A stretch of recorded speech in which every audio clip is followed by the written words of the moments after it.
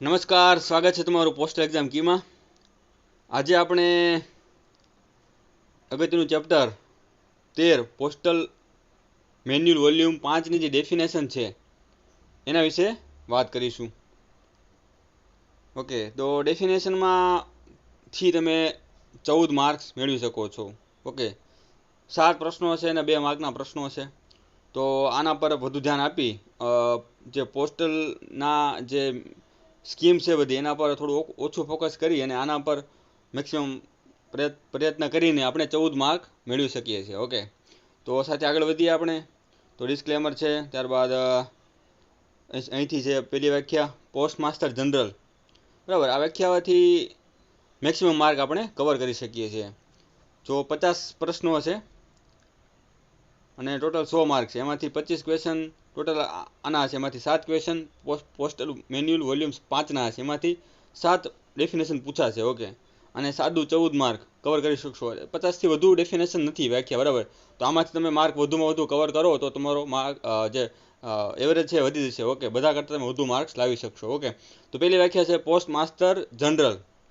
તો post master general કોને કહેવામાં આવે છે? તો કે principal chief post master general. Okay, ત્યારબાદ છે ચીફ પોસ્ટ માસ્ટર જનરલ અને પ્રાદેશિક એટલે કે રિજિયોનલ જે પોસ્ટ માસ્ટર હોય એ, અથવા ડાયરેક્ટર ઓફ પોસ્ટલ સર્વિસીસ. બરાબર, આ લોકો. અને જે લોકો principal chief post master general, chief post master general અથવા પ્રાદેશિક પોસ્ટ માસ્ટર જનરલની સત્તાનો ઉપયોગ કરવા માટે બીજા કોઈ અધિકારીઓને પાવર આપવામાં આવ્યો હોય તો એ વ્યક્તિનો સમાવેશ આ પોસ્ટ માસ્ટર જનરલ તરીકે સમાવેશ થાય છે. બરાબર, એક તો આ જે લોકો છે principal chief post master general, post master general અને પ્રાદેશિક પોસ્ટ માસ્ટર જનરલ. એની ઉપરાંત જે વધારાના જે એનો પાવર આપવામાં આવ્યો છે એ લોકોને પણ પોસ્ટ માસ્ટર જનરલ તરીકે ઓળખવામાં આવે છે. સમજી ગયા છો તમે? તો રેલ મેલ સર્વિસ, એનું ફૂલ ફોર્મ છે રેલ મેલ સર્વિસ RMS. તો રેલ મેલ સેવાનો અર્થ રેલવે માર્ગ, નદી, હવાઈ માર્ગે મેલના વહન માટે અને મેલ ઓફિસ અને પોસ્ટ ઓફિસમાંથી પ્રાપ્ત થયેલા મેલને એકઠી કરી અને વહેંચણી કરવા માટે જવાબદાર છે. ટપાલ આવી અને ટપાલ મોકલવી એ એનું કામ છે RMSનું. ઓકે, ચલો ત્યારબાદ છે સુપ્રિન્ટેન્ડન્ટ.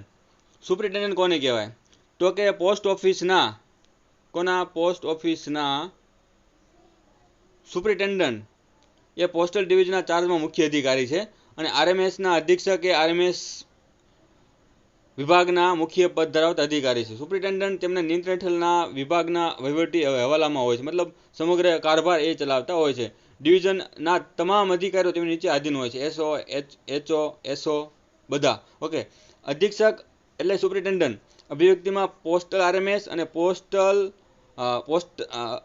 પોસ્ટલ RMS વિભાગના અધિક્ષકો અને વરિષ્ઠ અધિક્ષકોનો સમાવેશ થાય છે. ઓકે, જે GPO ખાતે આવેલી હોય પોસ્ટ ઓફિસ, તો એના જે પોસ્ટ માસ્ટર હોય એ વરિષ્ઠ સિનિયર સ્કેલના ટાઈમ સ્કેલના અધિક્ષકો હોય, તો એનો સમાવેશ પણ અહીં કરવામાં આવે છે. ઓકે, ત્યારબાદ આવશે હેડ ઓફિસ. ઓકે, તો મુખ્ય કાર્યાલય એ જૂથ પોસ્ટ ઓફિસની મુખ્ય કચેરી છે, જેમાં પોતે અને પેટા શાખા કચેરીઓ તરીકે ઓળખાતી સંખ્યાબંધ નાની કચેરીઓ પણ હોય છે. BO, પહેલાં તો વ્યાખ્યાની ડેફિનેશન તરીકે BO, SO. ઓકે,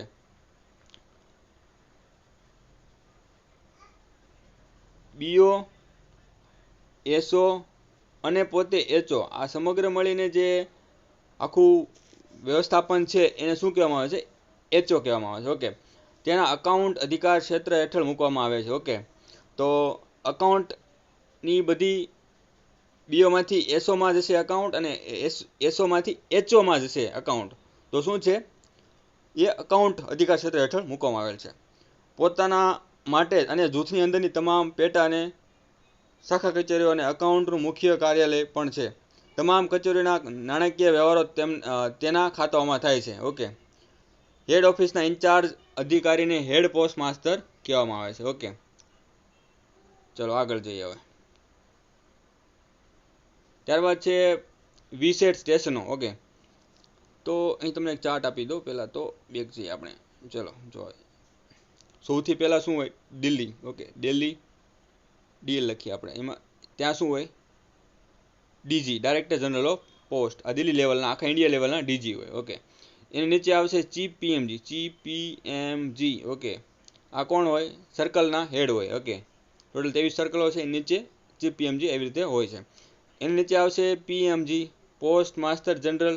ઓકે, એની નીચે આવશે superintendent of post. Okay, SP અને SP superintendent of RMS. Okay, આ બે આવશે. ઓકે, ત્યારબાદ કોણ આવશે? એચઓ એસપીની નીચે કોણ કામ કરશે? એચઓ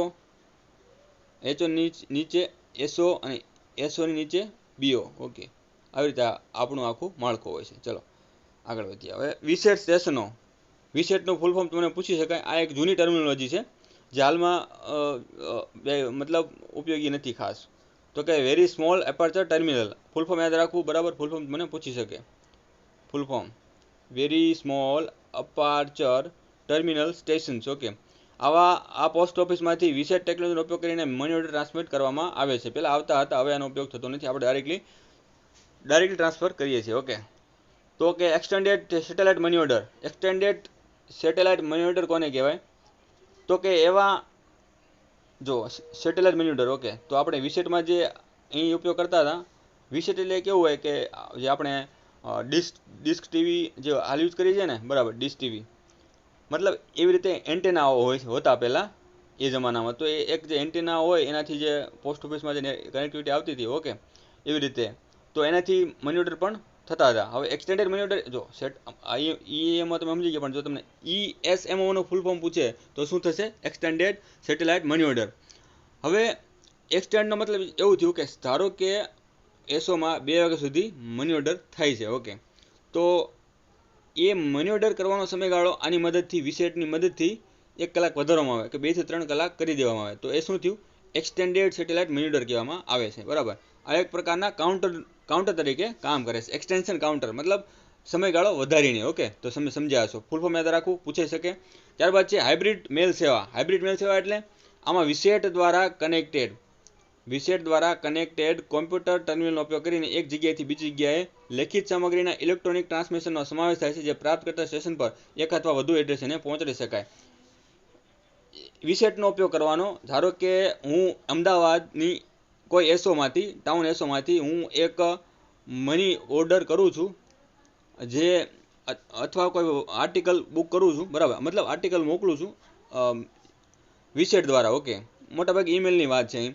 તો એક કરતાં વધુ વ્યક્તિઓને અથવા એક ઈમેલ કરું અને બધાને મળી જાય, એવી રીતે થઈ શકે. અથવા અલગ અલગ કેટલા બધા મની ઓર્ડર કરું એક જગ્યાએથી અને બધા લોકોને મળી જાય. તો એવી જે સિસ્ટમ છે એને હાઇબ્રિડ મેલ સેવા તરીકે કહેવામાં આવે છે. બરાબર, તો વિશેટનો ઉપયોગ થાય છે 3 વસ્તુઓમાં. જો વિશેટ યાદ રાખવું તમારે. વિશેટ કઈ જગ્યા? એક છે VSAT, 2, 3 hybrid, very satellite small terminal stations, પછી extended money order, satellite money order અને હાઇબ્રિડ મેલ સેવા. ઓકે, આગળ વધીએ. ત્યારબાદ છે જીપીઓ. જીપીઓ કોને કહેવાય? તો કે સર્કલના વડા, જે હેડ આપણું સર્કલ છે, સર્કલની જે ઓફિસ છે. ઓકે, અમદાવાદ, ખાનપુર, ગુજરાત સર્કલની. તો ત્યાં જે મેન ફર્સ્ટ ક્લાસ પ્રથમ વર્ગની જે મુખ્ય કચેરી આવેલી છે. ઓકે, તો આવી કચેરીને શું કહેવામાં આવે છે? જીપીઓ કહેવામાં આવે છે. એના હેડ કોણ હોય છે? પ્રથમ વર્ગના first class post master. Okay, ત્યારબાદ છે classes of head offices. Okay, head ઓફિસના કેટલા પ્રકાર હોય છે? હેડ ઓફિસના મુખ્યત્વે 2 પ્રકાર હોય છે, કે ફર્સ્ટ ક્લાસ અને એક સેકન્ડ ક્લાસ. ઓકે, એચઓના પ્રકાર તમને પૂછી શકે. એચઓના પ્રકાર છે 2, એક છે ફર્સ્ટ ક્લાસ અને એક સેકન્ડ ક્લાસ. જ્યાં વરિષ્ઠ સમય ધોરણે સિનિયર ટાઈમ સ્કેલ ઓફિસરના નિયંત્રણ હેઠળની પોસ્ટ ઓફિસને પ્રથમ વર્ગની હેડ ઓફિસ કહેવાય છે. તેને ચીફ પોસ્ટ માસ્ટર તરીકે ઓળખવામાં આવે છે. Okay, chief post master. જે જીપીઓમાં જે હેડ પોસ્ટ ઓફિસ હોય છે. ઓકે, એચઓ, તો એના જે વડાઓ એને ચીફ પોસ્ટ માસ્ટર તરીકે ઓળખવામાં આવે છે. ઓકે, યાદ રાખવું, ચીફ પોસ્ટ માસ્ટર એને ફર્સ્ટ ક્લાસ કહેવામાં આવે છે. First class head post office. અને સેકન્ડ, એની સિવાયની ગ્રુપ બી અધિકારીના નિયંત્રણ હેઠળ અને દેખરેખ હેઠળની સેકન્ડ ક્લાસ હેડ ઓફિસ તે પોસ્ટ ઓફિસના સિનિયર સુપ્રિન્ટેન્ડન્ટને રિપોર્ટ કરે છે. ઓકે, સબ ઓફિસ આપણે જોયું કે આગળ એચઓ. ઓકે, એચઓ અને નીચે એસઓની વાત અહીં છે. ઓકે, ત્યારબાદ આવશે બીઓ. ઓકે, એસઓના પણ 2 પ્રકાર હોઈ શકે અને બીઓના પણ 2 પ્રકાર હોઈ શકે. અહીં આપણે સિટીને ધ્યાનમાં રાખીને ગણીશું. ઓકે, સિટી અને રૂરલ એરિયાને. ઓકે, તો છે સબ ઓફિસ. સબ ઓફિસ કોને કહેવાય? તે મુખ્ય કચેરીના તાબા હેઠળની પેટા ઓફિસ સબ ઓફિસ છે, અને સબ ઓફિસના ઇન્ચાર્જ અધિકારીને સબ પોસ્ટ માસ્ટર તરીકે ઓળખવામાં આવે છે. ઓકે. નગર અથવા તેના ઉપનગરમાં જ્યાં મુખ્ય કાર્યાલય પણ સ્થિત છે ત્યાં આવેલી પેટા ઓફિસને ટાઉન સબ ઓફિસ TSO કહેવામાં આવે છે. ઓકે. ધારો કે અમદાવાદ છે, અમદાવાદને આપણે માની લઈએ અમદાવાદ સિટી છે અને અહીં એચઓ આવેલું છે. Okay, HO. ધારો કે બીજી ઓફિસ કોઈ એલિસ બ્રિજ છે. ઓકે, એલિસ બ્રિજ છે. ઓકે, કે નવરંગપુરા ઓકે, મતલબ ત્યાં કોઈ બીજી એસો આવેલી હોય તો આ જે એસો છે એલિસ બ્રિજ એસો એને ટાઉન એસો કહી શકાય. ઓકે, ઉદાહરણ તરીકે. ઓકે, TSO કહેવામાં આવે છે. Okay, branch office. બ્રાન્ચ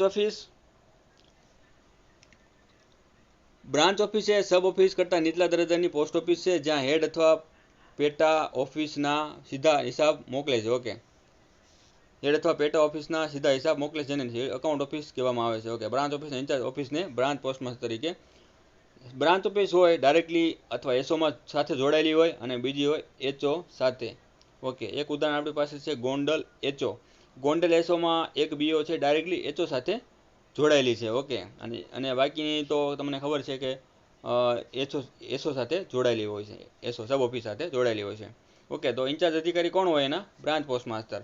નગર અથવા તેના ઉપનગરોમાં આવેલી શાખા કચેરી એટલે બ્રાન્ચ ઓફિસ હોય, શાખા. બરાબર, અહીં એસો નથી, સબ ઓફિસ નથી, પણ શું છે? બ્રાન્ચ ઓફિસ છે. જ્યાં પણ હેડ ઓફિસ છે તેને નગર શાખા એટલે શું કહેવાય એને? TB, town branch office, TBO કહેવામાં આવે છે. TBO, town branch office. Okay, TBO તરીકે ઓળખવામાં આવે છે. બરાબર, તમે સમજ્યા હશો? જો અહીં આપણે સમજી લઈએ. પેલા એચઓ લઈએ. ઓકે, એની નીચે આવશે એચઓ, એસઓ અને બીઓ. ઓકે, બે પણ આવતા હોય. જો એચઓ સિટીમાં ને સિટીમાં એસો આવેલી હોય તો એને TSO કહેવામાં આવે છે. અને જો બીઓ બ્રાન્ચ ઓફિસ કોઈ આવેલી હોય એચઓની અંદર, એચઓની જે કાર્ય વિસ્તાર છે એમાં, તો એને TBO કહેવાય, ટાઉન બ્રાન્ચ ઓફિસ. ઓકે, તો તમે સમજ્યા હશો. ચલો આગળ. Transit office. જો એક વસ્તુ તમે સમજી લો, ટ્રાન્ઝિટનો મતલબ શું થાય? જે કોઈ વસ્તુ સ્થિર ન હોય. ઓકે, એવી વસ્તુની વાત છે ટ્રાન્ઝિટ. તો કોઈ પણ પોસ્ટ ઓફિસ, આપણે જો અહીં TPO શબ્દ લખ્યો છે પરંતુ TPO શબ્દ છે નહીં, આપણે અન્ડરસ્ટેન્ડિંગ માટે TPO શબ્દનો ઉપયોગ કર્યો છે. ઓકે, TP એટલે post office, P post office યાદ રાખશું. બરાબર, આપણે પોસ્ટ ઓફિસથી યાદ રાખીશું. ટ્રાન્ઝિટ ઓફિસ શું છે? ટ્રાન્ઝિટ ઓફિસ કોઈ પોસ્ટ ઓફિસ અથવા મેલ ઓફિસ, મેલ કમ્યુનિકેશન લાઇન પર સ્થિત હોય. ઓકે, અને ઓફિસો માટે અગાઉથી તેને ખોલ્યા વિના પ્રાપ્ત કરે છે અને શોર્ટ કરે છે અને તેને ટ્રાન્ઝિટ ઓફિસ કહે છે. ઓકે, જો ધારો કે ઉદાહરણ લઈએ આપણે રાણપુર નહીં, ધંધુકા અથવા ધોળકા. ઓકે, ધોળકાથી ધારો કે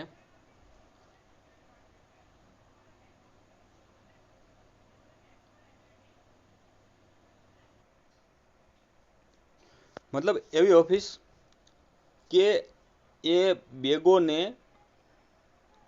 ખોલશે નહીં. ઓકે, ખોલશે નહીં, પરંતુ આગળ જે લાઈન છે એ લાઈન ઉપર આગળ બેગને ખોલ્યા વગર મોકલે એને ટ્રાન્ઝિટ ઓફિસ કહેવાય. ઓકે, તો અને જે બેગ આગળ ફોરવર્ડ કરવામાં આવે છે એ બેગને શું કહેવામાં આવે છે? Forward bag. ઓકે, ફક્ત ટ્રાન્ઝિટ ઓફિસને સંબોધવામાં આવેલી ટ્રાન્ઝિટ બેગ્સ ત્યાં ખોલવામાં આવે છે. ધારો કે એ બેગનું ઓફિસનું નામ લખીને બેગ મોકલી હોય, ઓકે, ટ્રાન્ઝિટ બેગ, તો એ જ બેગ્સ ત્યાં ખોલવામાં આવે છે. તેમાં રહેલી ફોરવર્ડ બેગને આગળ મોકલવામાં આવે છે. એ કાં તો છૂટક બેગ હોય, લૂઝ બેગ. ધારો કે મોટું એક પાર્સલ આવ્યું હોય, ઓકે, તો એ બેગમાં સમાવી શકાય નહીં, તો એને કેવું લૂઝ બેગ તરીકે બાંધવામાં આવે. લૂઝ બેગ એટલે મતલબ એક જ આર્ટિકલ હોય મોટું, બરાબર, એ નાની બેગમાં આવી શકે નહીં એવી. ઓકે. અને અન્ય ટ્રાન્ઝિટ બેગ, હવે ટ્રાન્ઝિટ બેગ તમને સમજાવું. ટ્રાન્ઝિટ બેગમાં બંધ કરવામાં આવે છે. ટ્રાન્ઝિટ બેગ તમે સાંભળ્યું હોય તો ઠીક છે. TB bag, okay, TB bag, જેને એસોમાં કામ કરતા હોય, જે પેકર તરીકે કામ કરતા હોય એને થોડો આઈડિયા હશે, પરંતુ આપણે અહીં ફરીથી સમજી લઈશું. ઓકે. અને ટીબી બેગમાં બંધ કરવામાં આવે છે. ટ્રાન્ઝિટ ઓફિસનો ઉપયોગ છૂટક અને બેગની સંખ્યા ઘટાડવાનો છે. ઓકે. તો આનો મેઇન ઉદ્દેશ્ય શું છે કે મોટા ભાગની બેગો, જે બેગો વધીને જાય એના ઉદ્દેશ્ય હોય છે. ઓકે. ત્યારબાદ ટ્રાન્ઝિટ, જો અહીં તમને ઉદાહરણ આપી પણ આગળ જોઈ લઈએ આપણે. ચલો, આ છે ટ્રાન્ઝિટ બેગ. ઓકે. જો ધારો કે એક કોઈ એસો લઈ લો, ધારો કે એલિસ બ્રિજ એસો છે. એ એલિસ બ્રિજ એસોએ એક એલ બેગ બાંધ્યું છે. Okay. L bag, letter bag બાંધી છે. ત્યારબાદ એક પાર્સલ બેગ બાંધી છે અને એક રજિસ્ટર બેગ બાંધી છે. ઓકે. આ બધી બેગ બાંધી દીધી એને. ઓકે. લોક કરી દીધી, અહીંથી લોક કરી દીધી, બરાબર. લોક કરી અને ફરતી એક મોટા થેલામાં નાખશે. ઓકે. બેગ એટલે શું? થેલો, એક મોટો થેલો. ઓકે. તો જે મોટા થેલામાં નાખશે એ બેગ કેવી હોય? ટ્રાન્ઝિટ બેગ હોય. ઓકે. એના ફરતી પાછો લોક મારવામાં આવશે, ડબલ લોક. ઓકે. મતલબ આ બેગ છે કેવી છે? ટ્રાન્ઝિટ, મતલબ આ ફરતી ફરતી બેગ છે. ઓકે. Transit bag. તો તમે આ સમજ્યા છો, આકૃતિ મસ્ત દોરી છે, બરાબર. રજિસ્ટર બેગ, એલ બેગ અને પાર્સલ બેગ, મતલબ અલગ અલગ પેકેટ બેગ પણ હોઈ શકે. ઓકે. અકાઉન્ટ બેગ પણ હોઈ શકે. ઓકે. તો અહીં અંદર બેગમાં નાખવામાં આવે છે અને ફરતી મોટી એક બેગ બાંધવામાં આવે છે, એને ટ્રાન્ઝિટ બેગ કહેવામાં આવે છે. અને જે ઓફિસમાં એ પહોંચાડવામાં આવે છે અને જ્યાં આ બેગ ટ્રાન્ઝિટ બેગ ખોલવામાં આવે છે, ટ્રાન્ઝિટ બેગ. ઓકે. તો આ બેગને આ ઓફિસને ટ્રાન્ઝિટ ઓફિસ કહેવામાં આવે છે. ઓકે. તો આ બેગ શું કરશે? એ બે થેલાઓને ખોલશે નહીં પણ આગળ પહોંચાડશે. ઓકે. અથવા મોટી ટીબી બેગ બનાવશે, આનાથી પણ મોટી ટીબી બેગ. ઓકે. તો શું થશે? એનાથી આ થેલાઓ છે એની સંખ્યા ઘટી જશે. ઓકે. તો અમુક લૂઝ પણ આવતો હોય તો લૂઝ બેગને આમાં ખોલીને ટીબીમાં નાખી દેશે. ઓકે. આવું પણ કામ કરશે. ચલો, ત્યારબાદ છે ટ્રાન્ઝિટ મેલ ઓફિસ. મેં તમને અગાઉ કહી દીધું કે આરએમએસની એક શાખા છે જ્યાં બંધ બેગ પ્રાપ્ત થાય. જો તમે ચેક કરજો કે જે ટ્રાન્ઝિટ ઓફિસ છે, ટ્રાન્ઝિટ ઓફિસ, ટીપીઓ, મેં તમને ટીપીઓ એટલા માટે લખાવ્યું, ટીપીઓ એ છે ટીઓ જ તે, પણ પોસ્ટ ઓફિસ યાદ રહે એટલા માટે મેં તમને ટીપીઓ લખાવ્યું. ટ્રાન્ઝિટ ઓફિસમાં પોસ્ટ ઓફિસ એક છે, બરાબર. ટ્રાન્ઝિટ ઓફિસ એક પોસ્ટ ઓફિસ છે. જ્યારે ટ્રાન્ઝિટ મેલ ઓફિસ શું છે? એક આરએમએસની શાખા છે, આરએમએસની બ્રાન્ચ છે. ઓકે. જ્યાં બંધ બેગ પ્રાપ્ત થાય છે અને મોકલવામાં આવે છે. બંધ બેગ આવે અને મોકલે. ઓકે. આ એકમાત્ર પત્રોનું વર્ગીકરણ શોર્ટિંગ કરવામાં આવતું નથી.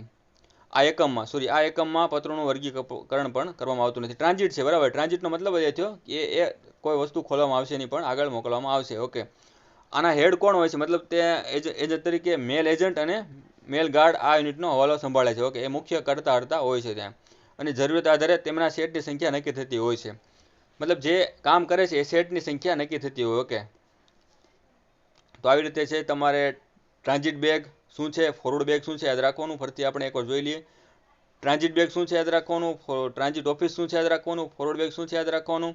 ઓકે. લૂઝ બેગ એટલે ડાયરેક્ટ ઓપન બેગ, મતલબ ઓપન હોય આર્ટિકલ, મોટું લૂઝ, બરાબર, એને લૂઝ બેગ, છૂટક બેગ કહેવામાં આવે છે એને. ઓકે. ત્યારબાદ ટ્રાન્ઝિટ ઓફિસ અને ટ્રાન્ઝિટ મેલ ઓફિસ, બરાબર, આ સમજવાનું છે તમારે. આગળ વધીએ હવે. ત્યારબાદ છે નાઇટ સેટમાં ટીએમઓ કાર્યરત હોય. ઓકે. ટ્રાન્ઝિટ મેલ ઓફિસ, ત્યારે સેટ રાતભર કામ કરે છે ને અધિકારીઓની એક બેચ કે જેઓ ચોક્કસ રાતે કામ કરી રહ્યા છે તે પછી રાત્રે કામ કરશે નહીં. ઓકે. ધારો કે આજે જે લોકોએ કામ કર્યું છે, ઓકે, તો પછી આવતી રાત્રિએ એ લોકો કામ કરશે નહીં, પછીની રાત્રિએ એ લોકો કામ કરશે. ઓકે. ધારો કે આજ સોમવાર હોય, સોમવારે આજે કામ કર્યું તો પછી મંગળવારે કામ કરશે નહીં. હવે કામ ક્યારે કરશે એ લોકો? બુધવારે કામ કરશે, બુધવારે. ઓકે. બુધવારે ફરીથી આ લોકો શિફ્ટ આવશે. ઓકે. બે જેઓ ચોક્કસ રાતે કામ કરી રહ્યા છે તે પછી રાત્રે કામ કરશે નહીં. અધિકારીઓની બીજી આગલી રાત્રે કામ કરશે અને આ બંને એકબીજાને વૈકલ્પિક રીતે ઓલ્ટરનેટલી એક પછી એક પછી એક પછી એક વારાફરતી કામ કરશે. ચલો, આ તમે સમજી ગયા છો. ત્યારબાદ છે કોમ્પ્યુટરાઇઝ ટ્રાન્ઝિટ મેલ ઓફિસ. કોમ્પ્યુટરાઇઝ ટ્રાન્ઝિટ મેલ ઓફિસ, અત્યારે તો દરેક ઓફિસ વત્તા દરેક આરએમએસ ઓફિસ મોટા ભાગની કોમ્પ્યુટરાઇઝ થઈ ગઈ છે, બરાબર. તો આનું હવે ખાસ મહત્વ નથી રહ્યું. તો પહેલાંના જમાનામાં અમુક જે ઓફિસો હતી એને કોમ્પ્યુટર આપવામાં આવતા હતા અને એ કોમ્પ્યુટર તરીકે કામ કરતી. તો એને શું કહેવામાં આવતું હતું? કોમ્પ્યુટરાઇઝ ટીએમઓ, કોમ્પ્યુટર ટ્રાન્ઝિટ મેલ. એ સેમ કામ કરતી, બરાબર, બેગ ખાલી આગળ વધારે. ઓકે. તો આ છે ટ્રાન્ઝિટ મેલ ઓફિસ. ઓકે. ત્યારબાદ છે સોર્ટિંગ ઓફિસ. સિમ્પલ વસ્તુ છે. સોર્ટિંગનો મતલબ શું થાય? સોર્ટિંગ કરવાનું. તો અહીં શું થતું હશે, આ ઓફિસોમાં શોર્ટિંગ થતું હશે. જે ઓફિસરને મળેલી શોર્ટિંગ મેલ બેગ્સ ખોલવાની અને તેને સામગ્રીનો શોર્ટ કરવાની ફરજ સોંપવામાં આવી હોય તે ઓફિસને શોર્ટિંગ ઓફિસો કહેવામાં આવે છે. એક શોર્ટિંગ ઓફિસ દરેક પ્રકારના લેખો મેળવે છે. દરેક પ્રકારના આર્ટિકલ અહીં આવતા હોય છે. Post, register, parcel, COD, okay, આ બધા પ્રકારના આર્ટિકલ આવતા હોય છે અને એની ઓફિસને શું કહેવામાં આવે છે? શોર્ટિંગ ઓફિસ કહેવામાં આવે છે. ઓકે, શોર્ટિંગ ઓફિસનો ઉપયોગ કેવી રીતે, શા માટે કરવામાં આવે છે? ઓકે, તો એ પણ સમજવું જરૂરી છે. તો જોઈએ અન્ય કચેરીઓમાં વર્ગીકરણના કામને સરળ બનાવવા માટે. ઓકે, અન્ય કચેરીઓના કામના વર્ગીકરણને સરળ બનાવવા માટે કરવામાં આવે છે. પોસ્ટ ઓફિસો વચ્ચે બદલાતી બેગની સંખ્યા ઘટાડવા માટે પણ કરી શકાય. ઓકે, શોર્ટિંગ કરે ફરતી પાછા બેગની અંદર આર્ટિકલ નાખે તો બેગ કેવી થઈ જાય? બેગની સંખ્યા ઘટી જાય. ઓકે, મેલ લાઈનો પર લઈ જવામાં આવતી મેલનું વજન ઘટાડવા માટે. ઓકે, આ પણ થઈ શકે. ઓકે, ત્યારબાદ છે અગત્યનું, આ પૂછાઈ ગયેલું છે, એ છે ઓટોમેટિક મેલ પ્રોસેસિંગ સેન્ટર, AMPC. આ પૂછાઈ ગયું, બરાબર. ઓટોમેટિક મેલ પ્રોસેસિંગ સેન્ટર, તો એક અત્યારે તમે જોતા હો તો એક યુટ્યુબમાં તમે વિડીયો ચેક કરજો AMPCનો, તો તમને ઓટોમેટિક મેલ નાખો તો પિનકોડ પ્રમાણે એનું શોર્ટિંગ થતું હોય છે. ઓકે, તો આવા શહેરોમાં, જે મોટા શહેરોમાં જે મેલનો ટ્રાફિક વધુ હોય ત્યાં શોર્ટિંગ કરવું મુશ્કેલ થઈ જાય. ઢગલા પડ્યા હોય તો ગમે એટલા તમે શોર્ટિંગ આસિસ્ટન્ટ લઈ આવો તો એનાથી શોર્ટિંગ થતું નથી. તો આ એટલા માટે શું હોય કે ઝડપ વધારવા માટે પિનકોડ વાઇઝ ફટાફટ પિનકોડ વાઇઝ શોર્ટિંગ કરવામાં આવે છે. ઓકે, તો આવા સેન્ટર તો લગભગ હવે વધવા મળ્યા છે. ઓકે, તો અહીં જે છે મુંબઈ, ચેન્નઈ, તમિલનાડુ, દિલ્હી, કોલકાતામાં આવેલા છે. ઓકે, તમે સમજી ગયા છો. ત્યારબાદ છે computerise registration centre. Okay, CRC.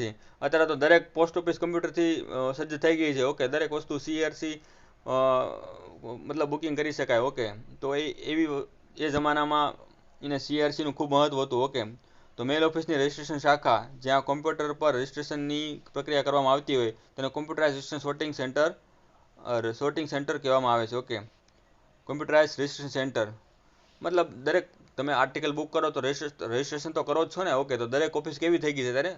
Computerise registration centre બની ગઈ છે. ઓકે, તો એ જમાનામાં ખૂબ મહત્વ હતું, બરાબર. 1985ની આસપાસની વાત છે. ઓકે, ત્યારબાદ છે નોડલ પોસ્ટ ઓફિસ. તો કે મહત્વપૂર્ણ શહેરો, નગરોમાં કેટલીક પોસ્ટ ઓફિસો પડોશી પોસ્ટ ઓફિસોમાંથી પત્રો મેળવવા અને RMS સુપરિન્ટેન્ડન્ટ દ્વારા આપવામાં આવેલી શોર્ટિંગ ડાયાગ્રામ મુજબ મેલને શોર્ટ કરવા માટે અધિકૃત છે. કેટલીક પોસ્ટ ઓફિસ, ઓકે, કેટલીક પોસ્ટ ઓફિસ પડોશી પોસ્ટ ઓફિસમાંથી. ધારો કે મોટા શહેરો હોય તો શું થાય કે બહુ ભરાવો રહેતો હોય એચઓમાં, તો એ શું કરે કે નાની જે એસો આવેલી હોય તો નજીકની પોસ્ટ ઓફિસમાં એનું આર્ટિકલ શોર્ટિંગ પણ કરવામાં આવે છે. ઓકે, તો એનાથી શું થશે? એચઓમાં જે પીક અવર દરમિયાન દબાણો વધતું હોય એ દબાણ ઘટાડી શકાય છે. આવી કચેરીઓને નોડલ પોસ્ટ ઓફિસ તરીકે ઓળખવામાં આવે. નોડલનો ખાસ તમે મહત્વ સમજજો, બરાબર. Nodal post office. ઓકે, તો ફરીથી એકવાર જોઈ લઈએ. મહત્વપૂર્ણ શહેરો, નગરોમાં કેટલીક પોસ્ટ ઓફિસ પડોશી પોસ્ટ ઓફિસોમાંથી પત્રો મેળવવા અને RMS સુપરિન્ટેન્ડન્ટ દ્વારા આપવામાં આવેલ શોર્ટિંગ ડાયાગ્રામ મુજબ મેલને શોર્ટ કરવા માટે અધિકૃત છે. આ સ્થાનિક શોર્ટિંગ ઓફિસ પીક અવર પર દબાણ ઘટાડવા માટે છે. આવી કચેરીઓને નોડલ ઓફિસ તરીકે ઓળખવામાં આવે છે. ઓકે, ત્યારબાદ છે જો સબ શોર્ટિંગ ઓફિસ. તો સબ શોર્ટિંગ ઓફિસ કોને કહેવાય? ઓકે, ધારો કે શોર્ટિંગ ઓફિસ તો આપણે જોઈ ગયા. ઓકે, શોર્ટિંગ ઓફિસ પરથી આપણે જોઈએ. શોર્ટિંગ ઓફિસ તો કે મેલનું બેગ ખોલવાની અને સામગ્રીને શોર્ટ કરવાની અને ફરીથી પાછું બેગ બાંધીને આગળ મોકલવાની હોય છે શોર્ટિંગ ઓફિસમાં. ઓકે, તો સબ શોર્ટિંગ ઓફિસ શું છે એ પણ જોઈ લઈએ. ઓકે, ધારો કે કોઈ જંકશન, પેલા ડેફિનેશન વાંચી લઈએ. શોર્ટિંગ સબ ઓફિસ, એક શોર્ટિંગ સબ ઓફિસ એ પેટા ઓફિસ છે. કોની? શોર્ટિંગ ઓફિસની સબ ઓફિસ છે. ઓકે, પેટા ઓફિસ જે વિવિધ મેલ લાઇનના જંકશન પર અથવા તેની નજીકના સ્થાને હોય. ઓકે, જે ઓફિસોને સંબોધિત અથવા પ્રાપ્ત થયેલા લેખો માટે શોર્ટિંગ ઓફિસ તરીકે કાર્ય કરી શકે તે વર્ગીકરણ માટે તમામ પ્રકારના લેખો પ્રાપ્ત કરવા અધિકૃત છે. ઓકે, ધારો કે એક મેલ લાઇન છે. ધારો કે આપણે ભાવનગરથી સિંહોર અને આગળ સણોસરા, ઓકે, અને ઢસા ગામ સુધી આપણે મેલ મોકલીએ છીએ. ઓકે, બેગ્સ આવે છે. તો ઘણીવાર એવું થતું હોય કે અહીંથી જે આર્ટિકલ આવતા હોય વધુ સંખ્યામાં, તો સિંહોરમાં તમે એ આર્ટિકલનું શોર્ટિંગ ને બધું કરો, બરાબર. તો એ નજીકની જે આવી છે તો શું કહેવાય એને? સબ શોર્ટિંગ ઓફિસ, SSO1. ઓકે, તો આ પ્રકારે બીજી પણ ઓફિસો હોઈ શકે. ઓકે, તો શું છે? એક શોર્ટિંગ સબ ઓફિસ એક પેટા ઓફિસ છે જે વિવિધ મેલના લાઇનના જંકશન પર સ્થિત હોય. ઓકે, આ જંકશન છે, એની બાજુમાં જે પોસ્ટ ઓફિસ આવી હોય તો એને ત્યાંથી પણ એનું સોર્ટિંગ કરી શકાય, તો એને શું કહેવાય? સબ સોર્ટિંગ ઓફિસ, બાજુમાં આવેલી હોય એટલે. ઓકે, ત્યારબાદ આગળ વધીએ. સેન્ટ્રલ બેગિંગ યુનિટ, આ ફૂલ ફોર્મ યાદ રાખવા, પૂછાય છે બરાબર ડાયરેક્ટ. આના પ્રશ્નો ઘણી વખત પૂછાઈ ગયા છે અને પૂછાય છે. ઓકે, અને કેન્દ્રીય બેગિંગ યુનિટ, કે સેન્ટ્રલ બેગિંગ યુનિટ અને કેન્દ્રીય બેગિંગ યુનિટ. ઓકે, એની પહેલાં એક વસ્તુ આપણે જોઈ લઈએ.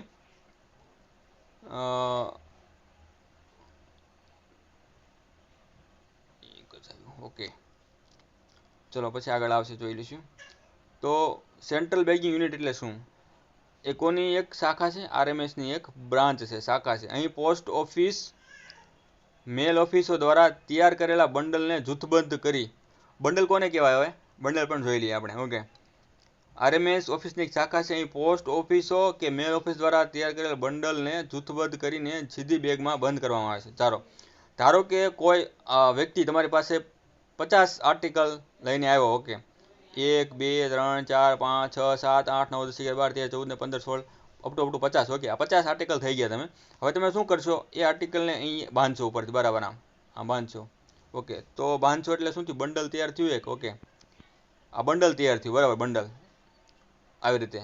તો આવા એક કરતાં વધુ સંખ્યાના એક જ પ્રકારના અથવા અલગ પ્રકારના પણ હોઈ શકે, બે પ્રકારે થઈ શકે. ઓકે, એક આ સેમ પ્રકારના હોય ને એક અલગ અલગ પ્રકારના પણ હોઈ શકે, બે રીતે કરી શકાય. એના પણ અલગ અલગ નિયમો છે, આગળ આપણે આવશે બંડલમાં. ઓકે, તો આવી રીતે બંડલ આવે, બંડલને જૂથબદ્ધ કરી સીધી બેગમાં બંધ કરો. આ બંડલ આવી ગયું. હવે શું કરશું? આપણે એને બેગ લઈશું, બીજી એક બેગ લઈ લઈએ, બરાબર?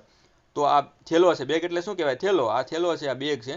આ બેગ લીધી આપણે, અને બંડલમાં નાખી દીધી. અહીંથી આપણે લોક કરી દઈએ, સીલ બંધ કરી દીધું. તો આ શું થઈ ગયું? બેગ થઈ ગઈ. તો સીધી બેગમાં બંધ કરવામાં આવે છે. ક્યાં? સેન્ટ્રલ બેગ અને કેન્દ્રીય બેગ યુનિટમાં. ઓકે, તે અથવા ગંતવ્ય મેલ ઓફિસ વાર, બોલ કેવી રીતે એને પછી કરી શકાય? તે ગંતવ્ય સ્થાનના અનુસાર બંડલનું જૂથ બનાવશે, બરાબર? બંડલનું જૂથ કેવી રીતે બનશે? મતલબ કે કાં તો પિનકોડ વાઇઝ કરશે. મતલબ ધારો કે કોઈ એક જગ્યાએ પિનકોડ મુજબ કરવું છે, તો એ પિનકોડ મુજબ એનું સોર્ટિંગ થશે આખું, બરાબર? અથવા સર્કલ વાઇઝ. ધારો કે ગુજરાત સર્કલમાંથી આપણે કોઈ બીજા સર્કલમાં મોકલીએ છીએ, બરાબર? તો એનું પણ એક બંડલ બનાવી શકાય, બરાબર? જથ્થાબંધ આવતું હોય તો. અથવા જિલ્લાવાર, ડિસ્ટ્રિક્ટ વાઇઝ પણ બનાવી શકો તમે પિનકોડ શોર્ટ કરીને, બરાબર? ઓકે, ત્યારબાદ પોસ્ટ ઓફિસ વાઇઝ પણ તમે પિનકોડ વાઇઝ શોર્ટ કરીને બનાવી શકો, અને મેલ ઓફિસ વાર પણ એના બનાવી શકો. ઓકે,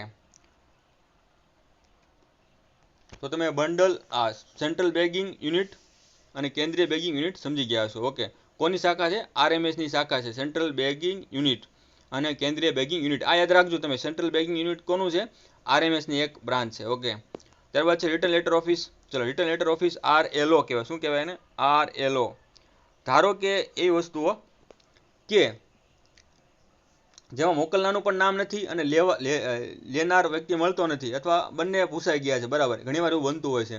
તો હવે શું કરવું? આવા આર્ટિકલને આપણે ખોલવાનું નથી, તો શું કરશું? એ લેટરને રિટર્ન લેટર ઓફિસ આરએલઓને મોકલવામાં આવે છે. એના પર શું લખવું પડે? ટુ આરએલઓ અમદાવાદ. ઓકે, એવી રીતે એને મોકલવામાં આવે છે. ઓકે, તો એ શું કરશે આરએલઓ? તો એ ટપાલને ખોલશે, એમાંથી એડ્રેસ મળે તો એડ્રેસ કાઢશે, એડ્રેસ મળશે પછી એના ઉપર નવું એડ્રેસ ચિપકાવશે અને ફરતી પાછું આપણે એને મોકલશે. જો એ એડ્રેસ ન મળવા પાત્ર હોય તો એનો નાશ કરશે, બરાબર? આવી રીતે થતું હોય છે. તો કે પોસ્ટલ સર્કલના હેડક્વાર્ટર ખાતે રિટર્ન લેટર ઓફિસની સ્થાપના કરવામાં આવે છે, અને અનક્લેમ અને રિફ્યુઝ કરેલા લેખો અને સરનામા વિનાના અથવા અસ્પષ્ટ અથવા અપૂર્ણ સરનામાના લેખો સાથે કામગીરી કરે છે, બરાબર? આ સમજી ગયા છો તમે. આરએલઓ રિટર્ન લેટર ઓફિસ ખૂબ અગત્યની વસ્તુ છે. ઓકે, ટ્રાન્સક્રિપ્શન સેન્ટર, ટ્રાન્સક્રિપ્શન, તમને આમ ઉપરથી જ્યારે આ શબ્દો વાંચો ને ત્યારે તમને અંદર ઉપરથી ભાસ થવો જોઈએ. ઓકે, ઉપરથી તમને આઈડિયા થવો જોઈએ. ટ્રાન્સક્રિપ્શન એટલે હું એક પ્રકારનું ભાષાંતર. ઓકે, તો કે ટ્રાન્સક્રિપ્શન સેન્ટર એ સોર્ટિંગ ઓફિસમાં સ્થપાયેલ છે. ઓકે, સોર્ટિંગ ઓફિસમાં સ્થપાયેલ સેલ છે. ઓકે, શું છે? એક સેલ છે. કેવો છે? સેલ છે, જે સામાન્ય રીતે સર્કલના હેડક્વાર્ટર અથવા સર્કલમાં અન્ય કોઈ પણ અનુકૂળ સોર્ટિંગ ઓફિસમાં હોઈ શકે. ઓકે, ટ્રાન્સક્રિપ્શન સેન્ટર પોસ્ટ મેલ ઓફિસમાં પોસ્ટ કરાયેલા પોસ્ટ લેખો પર પ્રાદેશિક ભાષાઓમાં લખેલા સરનામાને અંગ્રેજીમાં ટ્રાન્સક્રિપ્શન કરે છે. ધારો કે કોઈ આર્ટિકલ તમિલનાડુમાંથી આવી ગયું ગુજરાતમાં, તો એની ભાષા અલગ હશે, બરાબર? તો એ ભાષા આપણે સમજી શકીએ નહીં, તો એના માટે શું કરવું પડશે? ટ્રાન્સક્રિપ્શન સેન્ટરમાં આર્ટિકલને મોકલવામાં આવશે. આ ટ્રાન્સક્રિપ્શન સેન્ટર એ આર્ટિકલને ઇંગ્લિશમાં ટ્રાન્સલેટ કરશે. એ લોકો પાસે એક અલગ પ્રકારના સોફ્ટવેર હોય. ઓકે, એ રીતે કામ કરતા હોય છે. ઓકે, તો ટ્રાન્સક્રિપ્શન સેન્ટરનું કામ શું છે? પ્રાદેશિક ભાષાઓમાં લખેલા સરનામાને અંગ્રેજીમાં ટ્રાન્સલેટ કરવા માટે. બરાબર, ચલો આગળ વધીએ.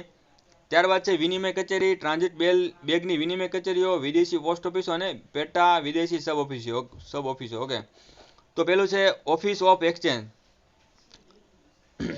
ઓફિસ ઓફ એક્સચેન્જ પેટા ઓફિસ અથવા સોર્ટિંગ ઓફિસ અથવા વિભાગ જે વિદેશી દેશોની ઓફિસ સાથે મેલની આપ લે કરે છે. ઓકે, તેને ઓફિસ ઓફ એક્સચેન્જ કહે છે. તે મેલના સંદર્ભમાં વિનિમયની ડિસ્પેચિંગ ઓફિસ તરીકે કામ કરે છે.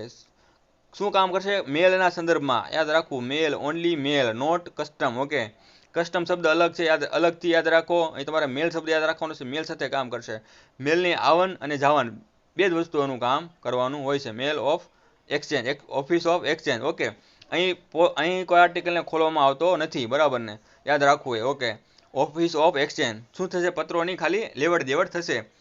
વિનિમયની ડિસ્પેચિંગ ઓફિસ તરીકે ઓળખવામાં આવે છે જ્યારે તેને અન્ય દેશોની એક્સચેન્જની ઓફિસ દ્વારા સંબોધવામાં આવતા મેલના સંદર્ભમાં exchange receiving office of exchange sorry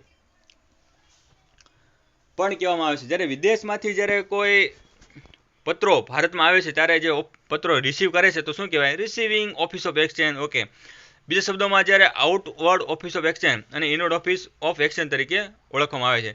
outward એટલે જ્યારે પત્રોને દેશની બહાર મોકલવામાં આવે છે ત્યારે તેને શું કહેવામાં આવે છે? Outward office of exchange. અને અંદર આવે ત્યારે ઇનવર્ડ ઓફિસ ઓફ એક્સચેન્જ. અંદર આવે ત્યારે ઇનવર્ડ, આઉટ બહાર જાય એટલે આઉટવર્ડ. બે શબ્દો સરળ ભાષામાં પત્રોની લેવડ દેવડ.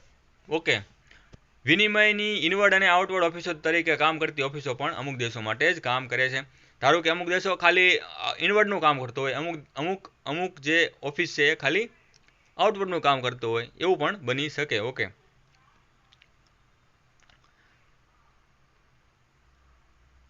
ત્યારબાદ છે office of exchange of transit. Okay, જો ટ્રાન્ઝિટ શબ્દ ફરતી આવ્યો. ટ્રાન્ઝિટનો મતલબ શું થયો? એ વચ્ચે છે. ઓકે, ટ્રાન્ઝિટ મતલબ સ્થિર નહીં હોય.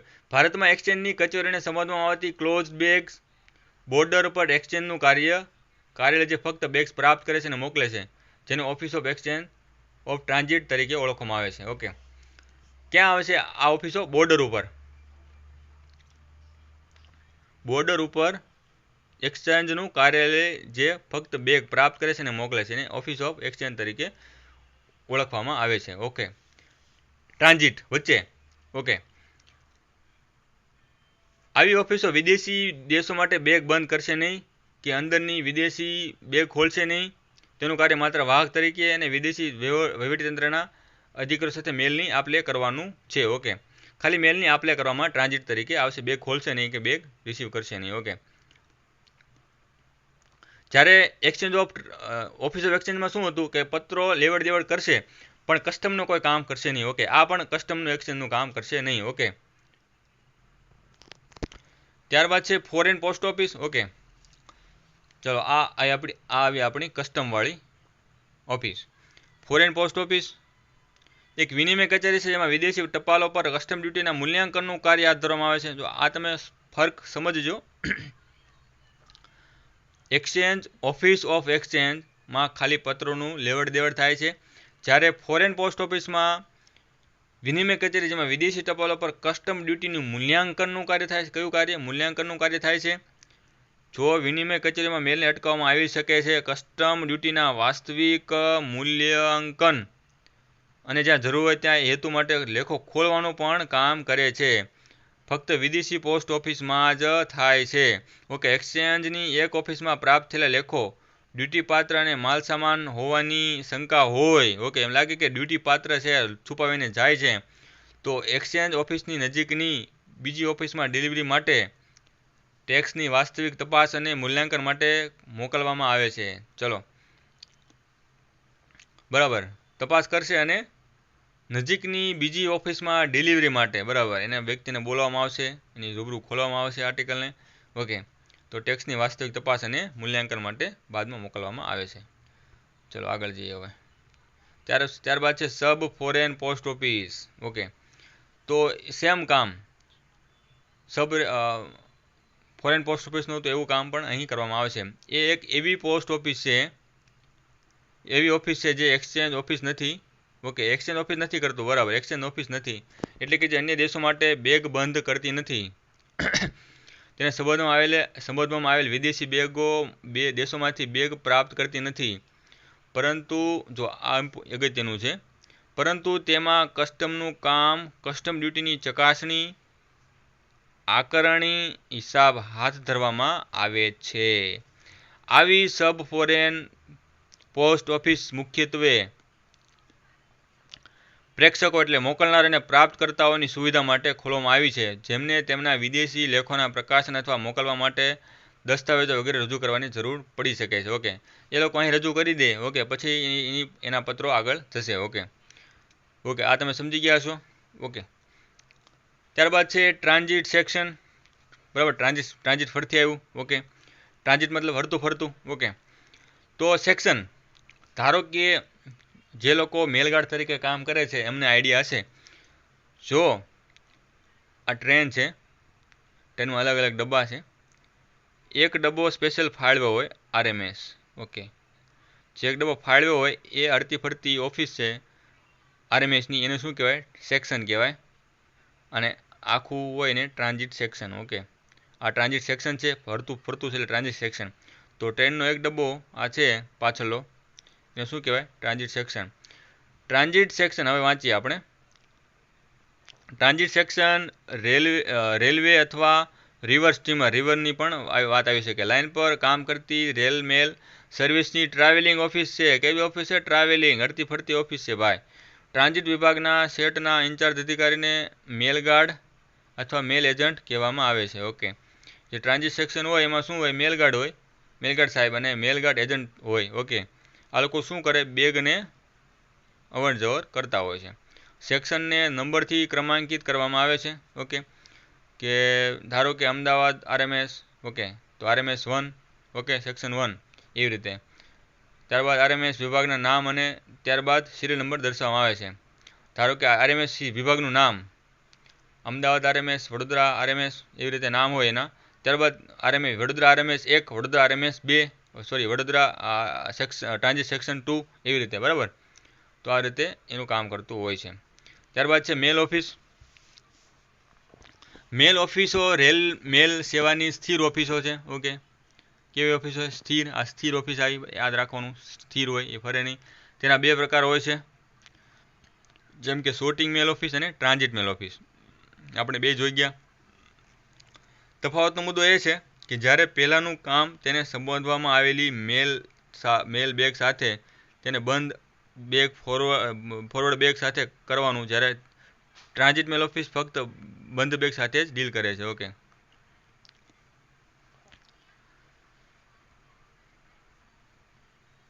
ઓકે, ટીમો બંધ બેગનું અવન જવનનું કામ કરે છે, જ્યારે મેલ ઓફિસ શું છે? દરેક પ્રકારનું કામ કરે છે, બેગ ખોલી પણ શકે, બરાબર. શોર્ટિંગ મેલ. શોર્ટિંગ મેલ ઓફિસના સેટના ઇન્ચાર્જને હેડ શોર્ટિંગ આસિસ્ટન્ટ તરીકે ઓળખવામાં આવે છે. ઓકે, અને ટ્રાન્ઝિટ મેલના ઓફિસ સેટના ઇન્ચાર્જને મેલ એજન્ટ તરીકે ઓળખવામાં આવે છે. ટ્રાન્ઝિટ મેલ ઓફિસ. ઓકે, ટીએમઓ આપણે જોઈએ ને હમણાં. ઓકે, ત્યારબાદ આગળ આવશે હવે કોર્પોરેટ મેલ ઓફિસ અથવા બલ્ક મેલ સેન્ટર. ઓકે, કોર્પોરેટ મેલના વધારાના પરિણામે આરએમએસ યુનિટ, જેમાં કોર્પોરેટ મેલ ઓફિસો, બલ્ક મેલ સેન્ટર મોટા શહેરોમાં ખોલવામાં આવે છે.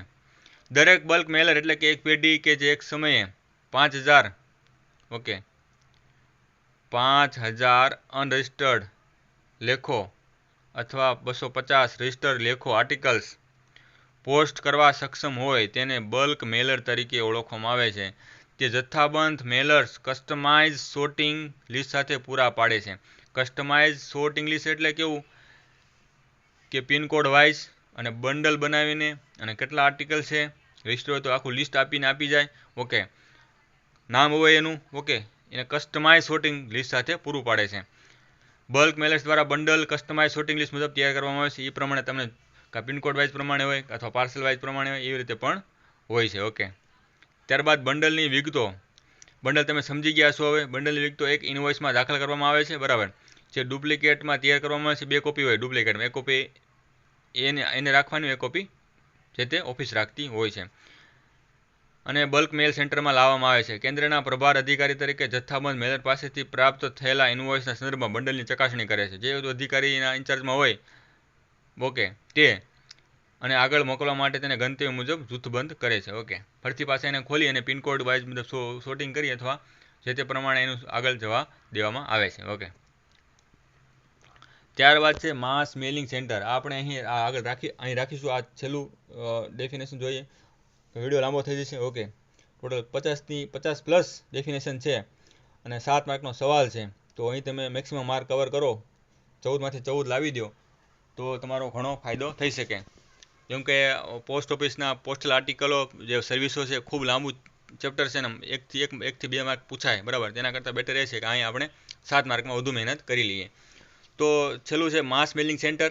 ઓકે નિયમિતપણે વધુમાં વધુ પત્રો પોસ્ટ કરતા ગ્રાહકોને મદદ કરવા માટે. જો એક શબ્દ તમે પકડજો, ખાસ શબ્દો. માસ એટલે શું? માસ. ઓકે માસ એટલે લોકોનું ટોળું.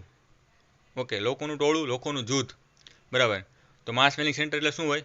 જ્યાં વધુ પ્રકારે લોકો આવતા હોય. તમે અમુક આ જે ડેફિનેશન છે ને એને શબ્દો પરથી પકડવાનો પ્રયાસ કરજો તો તમને વધુ સંદર્ભે સમજાશે.